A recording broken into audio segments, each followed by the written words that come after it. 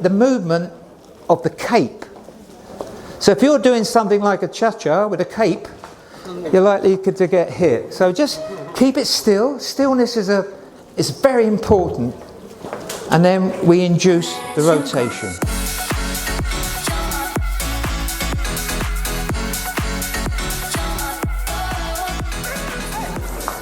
You say judging is difficult because the quality is very good.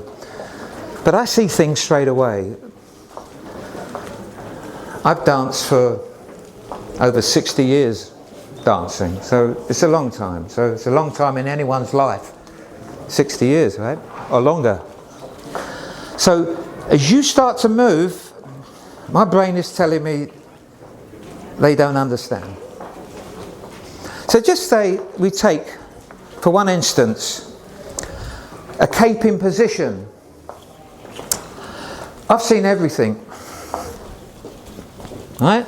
The ball must be about this big. Right? It's a little ball, right? I've seen everything else. If you've ever been to a bullfight, you've got to understand the ball is this big and his head is this big. If you stand like this,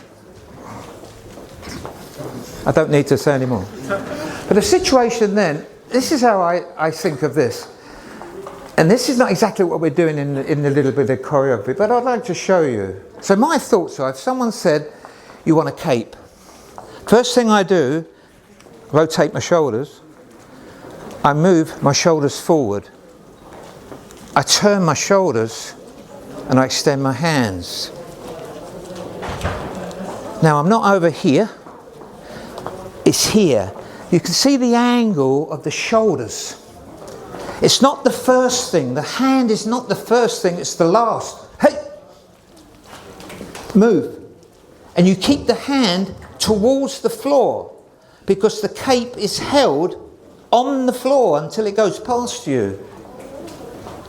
Alright? So then you've got this thought of, what are my hips doing? We lean, we turn, and we release. And then we invite the motion by just rotating your center very quietly. The ball is colorblind. You don't move your head. They see the movement of the cape. So if you're doing something like a cha-cha with a cape, you're likely to get hit. So just keep it still. Stillness is very important. And then we induce the rotation. Now, the reason I showed you that is because we're going to do chassis capes that we know.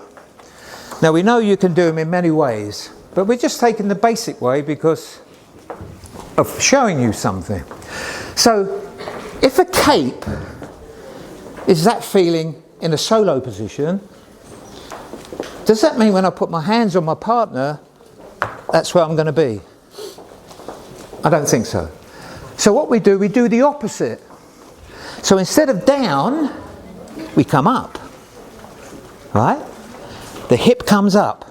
So if I put my hand here, I can close, rotate, move right onto the left heel, bang. Right? So we get here, left heel, round. Why? Because we don't want to collapse the left side and bring the lady on the inside when we want to take her on the outside. This is about the arms again. I take the lady on the outside. I take the lady on the outside. The hip wants to rise to give the lady the idea of where she needs to go. The bad one, obviously, really is stopping the body to move the arms. And you don't do that in anything, in any dance. You never stop the body to move the arms. That is not what we do in our dances. Yeah, some people do. So if we make a frame, right, you can follow this, guys. Bang, chassis, stop. Again, the arms, push them forward. Come on, push them over here. Not behind you, over here. Now push down and pick your hips up. Bang. Good. Again, quick, slow. Good. Now again, almost lift the lady with your right hip onto a foot. All right, makes sense? So the lady needs, and this is for you young ladies, hold on. All right. I'm going to be a lady, don't matter, come here.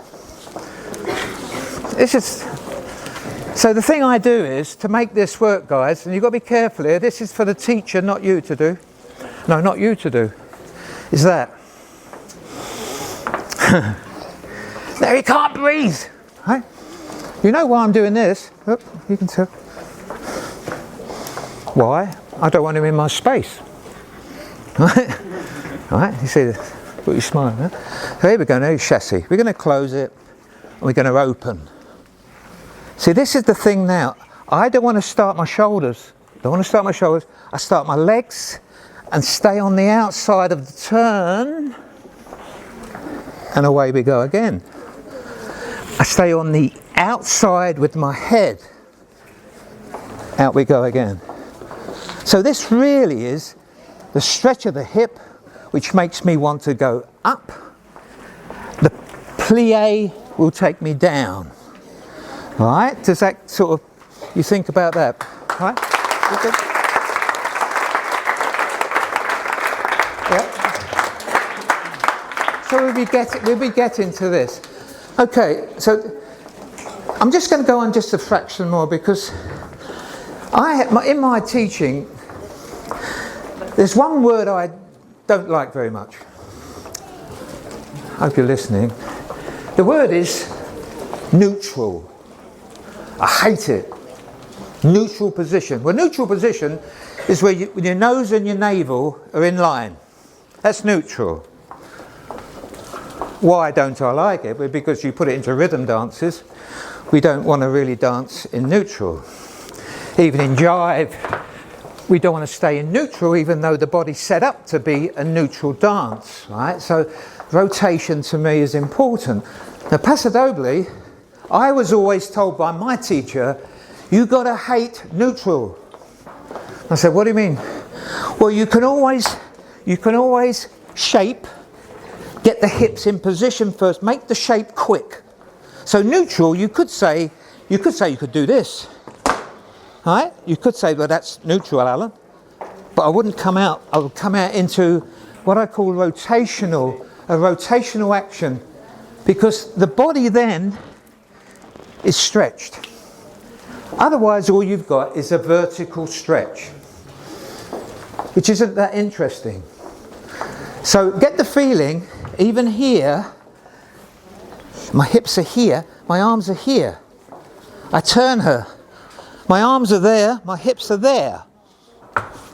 My hips come up here and she's there. So I've got my hips here, my shoulders here. And even if you promenade, right, my hips and shoulders are offset. That means that's neutral. So the more we stretch, the more we can stretch, the more space, and we create more space within the partnership. I could show you just one thing before we carry on. No, it's okay. If I did a promenade, think about this. I'm going promenade into fan position. Right, okay, I'll show you. Trick. 1, 2, stop. That's my promenade, right? I close my feet. I drop my left arm, I step to the side, I'm in fan position. Right?